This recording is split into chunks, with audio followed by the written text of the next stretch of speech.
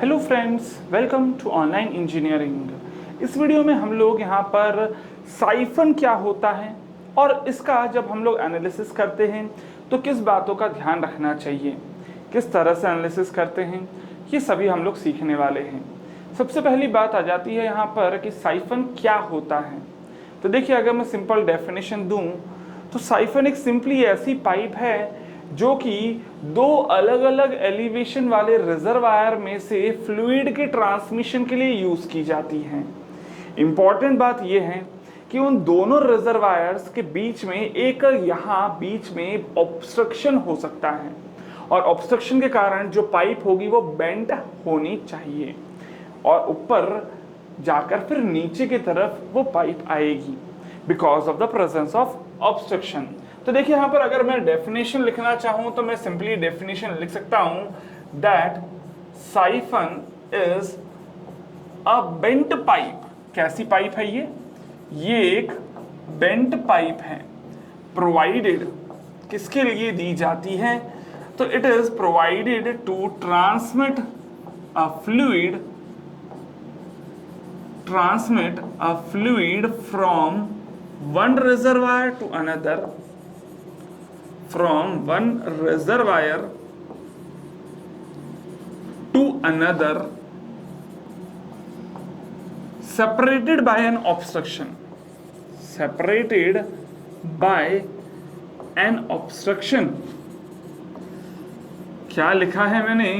तो I guess कि शायद इतना इंग्लिश में लिखा है, डेफिनेशन एकदम तो क्लियर नहीं होगी। तो चलिए, उसके लिए पहले समझने के लिए हम लोग एक डायग्राम भी देख लेते हैं। मान लेते हैं ये है एक रिजर्वायर और दूसरा रिजर्वायर यहाँ है। हमें इस रिजर्वायर से इस रिजर्वायर में फ्लूइड को ट्रांसमिट करना है, लेकिन इन दोनों ही रिजर्वायर्स के बीच में यहाँ ये एक पर्टिकुलर हिल है। अच्छा, हिल है तो यहाँ पर मैं मान लेता हूँ ये हिल को कलर दे देते हैं हम लोग, लेट दिस इज योर हिल। ठीक है, अब ये जो पर्टिकुलर हिल है, हिल के कारण मुझे यहाँ पर जब भी पाइप देना पड़ेगा वो पाइप को भी बेंड करके देना पड़ेगा। दैट मीन्स कि अगर मैं यहाँ से एक पाइप देता हूँ तो ये जो पाइप होगी वो यहाँ से निकलेगी और इस तरह से घूमती हुई यहाँ से इस रिजर्वायर तक जाएगी। सो ये जो बेंड पाइप आपने दे दी है यहाँ पर, इसी बेंड पाइप को आप लोग क्या बुला लेते हैं? As the siphon. So this is known as siphon. अच्छा, साइफन के भी अगर आप चेक करेंगे तो कुछ पार्ट्स हैं जिनको हम लोग यहाँ पर अलग अलग टर्म्स देते हैं। जैसे कि साइफन में अगर आप चेक करेंगे यहाँ पर तो एक हाईएस्ट पॉइंट आ रहा है, इसी पॉइंट को हम लोग बुला लेते हैं एज समिट और इसी को हम लोग कई बार बुला लेते हैं एज क्रेस्ट। ठीक है, क्रेस्ट और समिट के एक इस तरफ पाइप का पोर्शन है और दूसरा पोर्शन इस तरफ दिख रहा है। ये जो पर्टिकुलर पोर्शन है, इस पोर्शन को हम लोग बुला लेते हैं as your inlet limb, as inlet limb, और इस पर्टिकुलर पोर्शन को हम लोग बुला लेते हैं एज आउटलेट लिम्ब। देखिए, दोनों ही लिम्ब्स की लेंथ डिसाइड करती है कि हमारा साइफन प्रॉपरली वर्क करेगा कि नहीं। प्लस साथ ही साथ एक और कंडीशन है यहाँ पर साइफन के वर्क करने में कि ये जो समिट है इसकी हाइट कितनी ज़्यादा है। अब सवाल आपके दिमाग में आएगा कि सर आप ऐसी बातें क्यों कर रहे हैं कि इनकी लेंथ और इसका जो हाइट है ये डिसाइड करेगा कि साइफन प्रॉपरली वर्क करेगा। तो देखिए, एक फिनोमेना होता था जो आप लोगों ने पढ़ा है, दैट इज कैविटेशन। कैविटेशन कब होता है?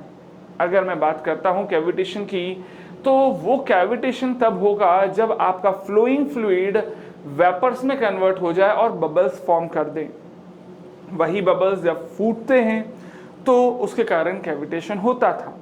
दैट मीन्स कि अगर मैं यहाँ पर बबल्स का फॉर्मेशन दैट इज कैविटेशन को रोकना चाहूँगा तो ऑफ कोर्स जो प्रेशर है वो कभी भी वेपर प्रेशर से कम नहीं होने दूंगा।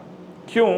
क्योंकि अगर कभी भी लिक्विड के अंदर प्रेशर की वैल्यू वेपर प्रेशर से कम हो जाती है तो वो लिक्विड गैसियस स्टेट में कन्वर्ट हो जाता है और फ्लोइंग फ्लूइड के अंदर बबल्स वेपर के फॉर्म में प्रेजेंट रह सकते हैं। ये बबल्स कहाँ ज़्यादा बनने के चांसेस होंगे, जहाँ पर भी प्रेशर की वैल्यू मिनिमम होगी। और अगर मैं इधर बात करता हूँ तो जैसे जैसे हम लोग ऊपर की तरफ जाते हैं हम लोग ये जानते हैं कि प्रेशर की वैल्यू फॉल करती है। That means minimum pressure in this particular siphon pipe will be at the highest most point and that will be at the summit. So इसका मतलब मैं यहाँ पर सबसे पहला पॉइंट तो एक और लिख ही सकता हूँ, that minimum pressure is found, minimum pressure in siphon is at summit। अच्छा, मैंने एक और पॉइंट बोला यहां पर, that for proper flow of fluid pressure at any point should be greater than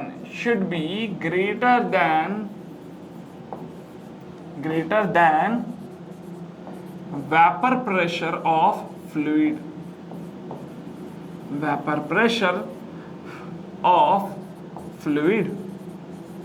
ठीक है।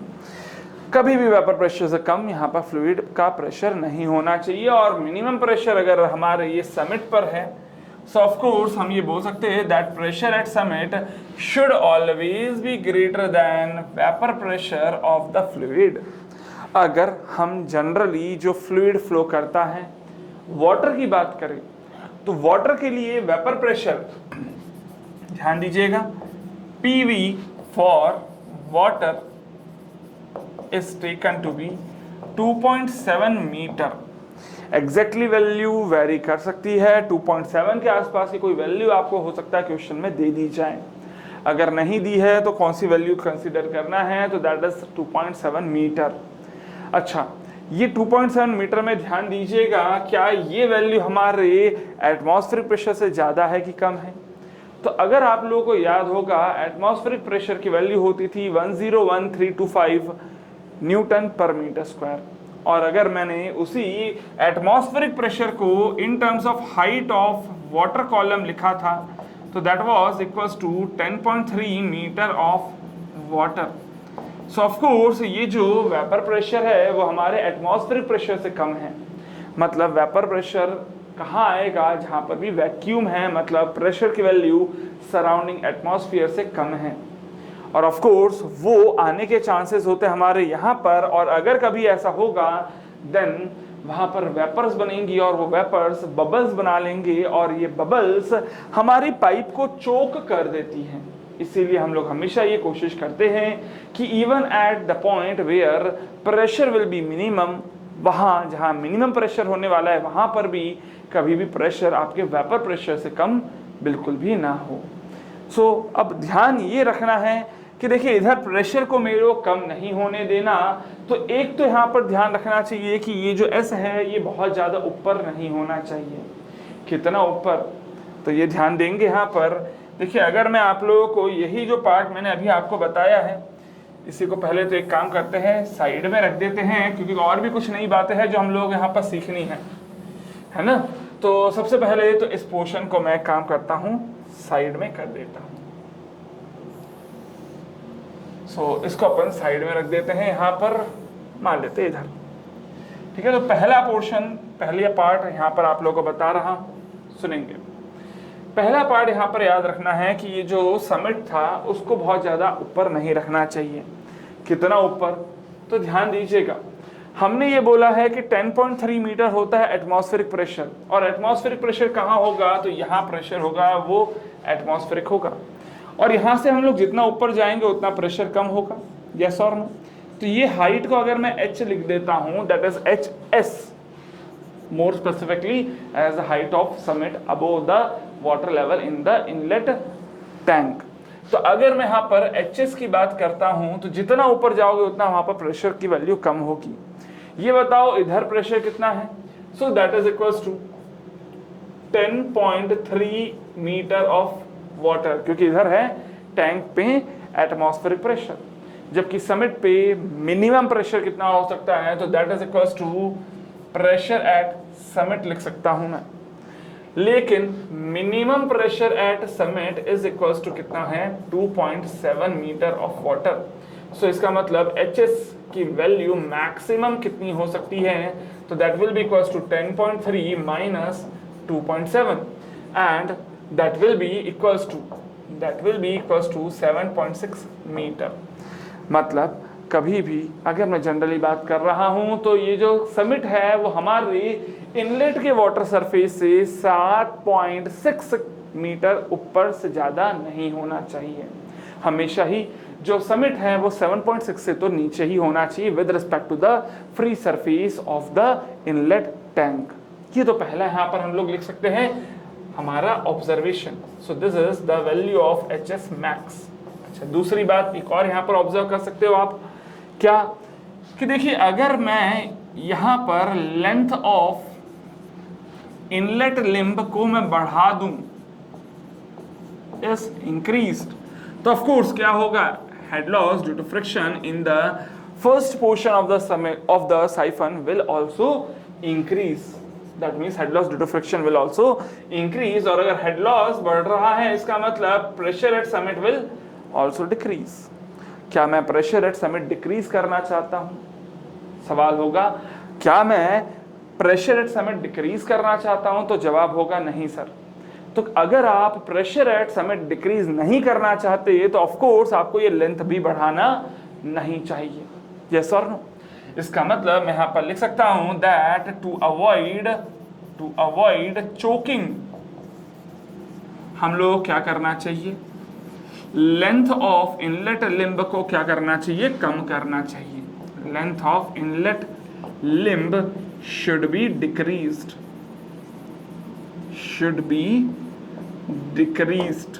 ठीक है, तो ये दो ऑब्जर्वेशन से, बट इन दोनों ही ऑब्जर्वेशन में हमारा मेन जो काम था, मेन जो एम था वो ये था कि कभी भी समिट पर जो प्रेशर है वो वेपर प्रेशर से कम ना हो जाए।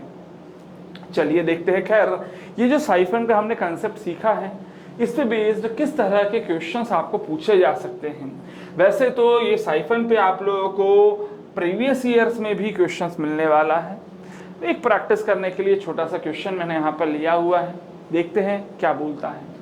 बोलता है that two reservoirs having a difference in elevation of 15 metre are connected by 200 mm diameter siphon. ठीक है, मैं मान लेता हूं यहाँ पर कि यह है आपका पहला टैंक और दूसरा टैंक यहाँ है। ठीक है, इधर से आपने एक पाइप निकाली और ये साइफन बनाया मान लेते हैं। ठीक है, और यहाँ पर क्या बोल रहा है मेरे को, मान लेता हूं कि ये फर्स्ट रिजर्वायर A है, ये सेकंड रिजर्वायर B है और ये जो पॉइंट है दैट इज S।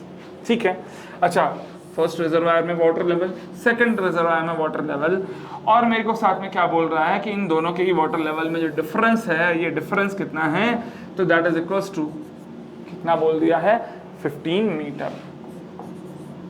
ठीक है, अच्छा ये जो पर्टिकुलर हमारा साइफन है इसका टोटल लेंथ दे दिया है एज 400 मीटर और आगे बोल रहा है that the summit is 3 metre above, मतलब ये डिस्टेंस कितना है, so that is equals to 3 metre.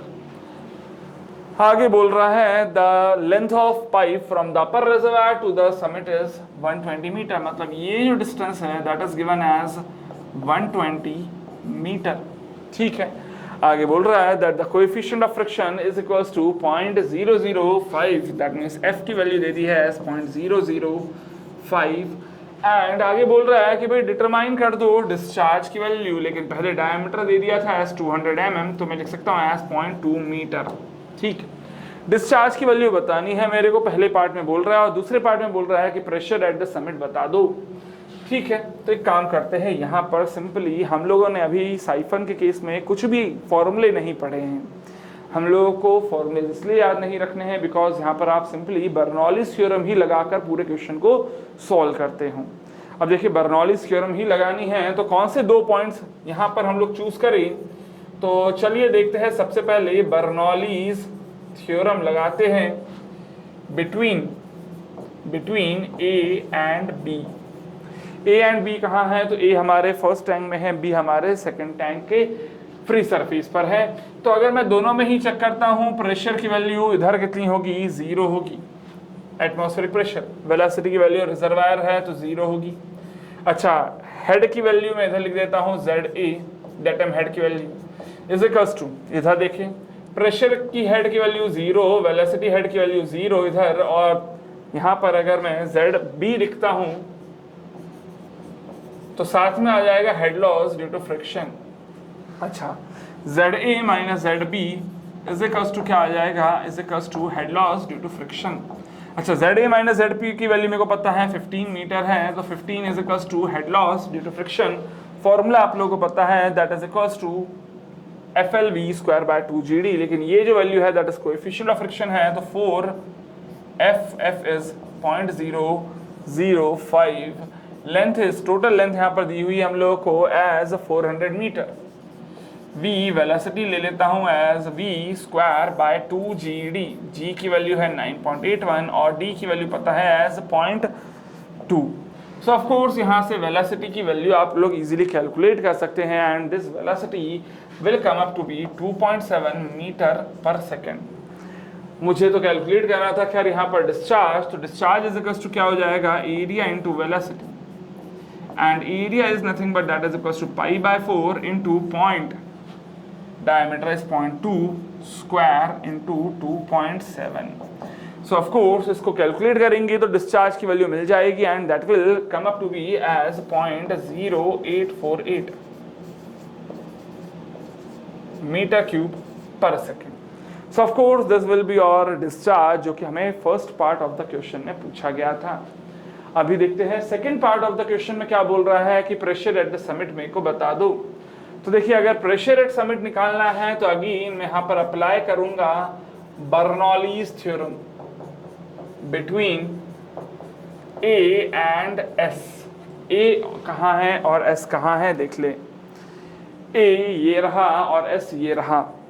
A पर अगर मैं चेक करता हूँ what will be the pressure, that will be equals to atmospheric pressure 0, velocity is again 0, plus Z की वैल्यू में लिख देता हूं as ZA is equals to, pressure at summit निकालना है तो PS बाय रो जी लिख देता हूं, plus velocity at summit square by 2G plus ZB plus head loss due to friction. Minor लॉसेस को मैं नेग्लेक्ट कर रहा था। अच्छा, ZA ऊपर है कि Z, ये B नहीं होना चाहिए था बल्कि ये होना चाहिए था ZS, ठीक है। अच्छा, ये बता दो S ऊपर है कि A, तो पक्की बात है S ऊपर है, मतलब इसको अगर मैं 0 ले लूंगा तो ZS हो जाएगा 3। सो इधर लिख देता हूँ 0 is equals to PS by rho G plus VS that is the velocity in at summit, वो कुछ और नहीं बल्कि पाइप में जो वेलोसिटी है उसके बराबर ही होगा, and that will be equals to 2.7 square by 2G plus ZS is equals to 3 अगर मैंने ZA को 0 लिया है, और head loss due to friction कितना हो जाएगा A से लेकर S तक, तो फॉर्मूला पता है 4FLV, F की वैल्यू हमने निकाली थी एज 0.005, लेंथ की वैल्यू कितनी है तो वो दिया हुआ है हम लोग को A और S के बीच में, length is equals to 120 metre, so 120। V velocity की वैल्यू पता है that is 2.7 square by 2GD, G is 9.81 और D की वैल्यू है 0.2। सो ऑफ कोर्स इस पूरी इक्वेशन को सॉल्व कर लेंगे यहाँ से, तो PS बाय रो जी की वैल्यू मिल जाएगी, and this value will come up to be 7.83 metre, और यही वैल्यू खैर मेरे को यहाँ पर पूछी गई थी। सो देखिए, इस तरह से आप लोग क्वेश्चन में कुछ अलग से यहाँ पर फॉर्मूला याद नहीं रखना है आपको समिट ये साइफन के क्वेश्चंस में।